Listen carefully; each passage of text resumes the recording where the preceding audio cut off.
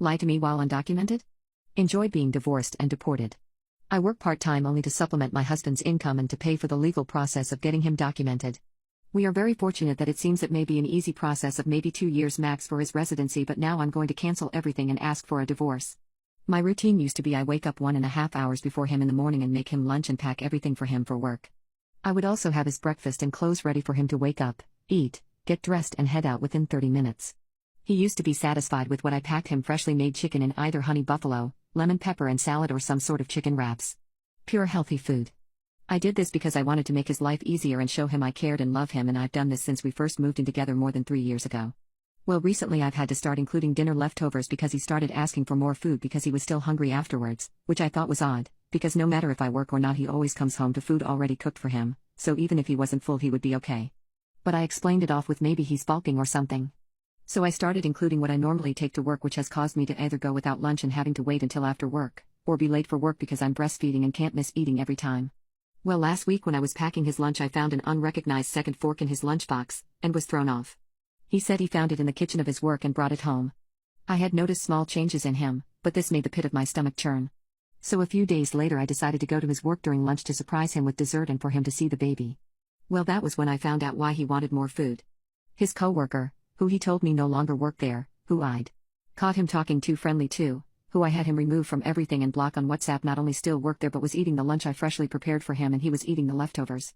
I didn't cause a scene. Instead, I took pictures and added to my folder of everything he's done before, from simply hurting other girls, to him jerking it to other women after telling me he didn't. He did it to naked pictures of a coworker from a previous job. He got fired because of her. I drove home crying to pack my things, and ready for revenge. Update: lie to me while undocumented? Enjoy being divorced and deported. When I got home I took the bassinet and anything I'd need for the baby and my essentials and went to my sister's. I told them everything and even showed him our conversations from WhatsApp where he told me she no longer worked there.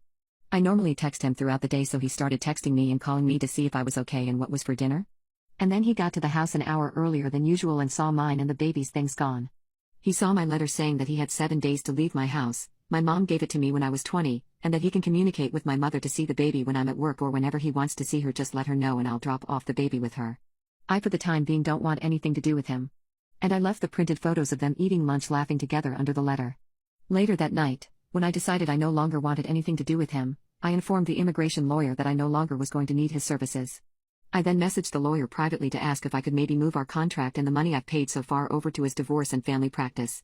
He said unfortunately no, there's some clause or something that if we decide to no longer pursue the case we lose the money we've invested, and also that his immigration practice is a partnership with different people than his family one. But he will just leave our case open until we get a response for our next appointment from the government, and if we haven't worked things out by then he will cancel everything. Well, this caused my husband to go insane, because now if he doesn't get papers he has to choose between his daughter and his parents. To either risk never seeing his parents and family again or never seeing his daughter again if he goes over there. He's begging me to the point that I blocked him on everything. He's come to my sister's house and been told to leave or we are calling the police. He later came back intoxicated with his buddies, who then were all scared off by my brother-in-law and his shotgun. I also have security at work to make sure he doesn't show up at my office. My sister tells me to leave him but not to divorce so he can never get with anyone else and get papers, but I can't do that to him. I've gone back home and surprisingly there's no damage to anything and his things are gone. So at least I feel a little relief in that.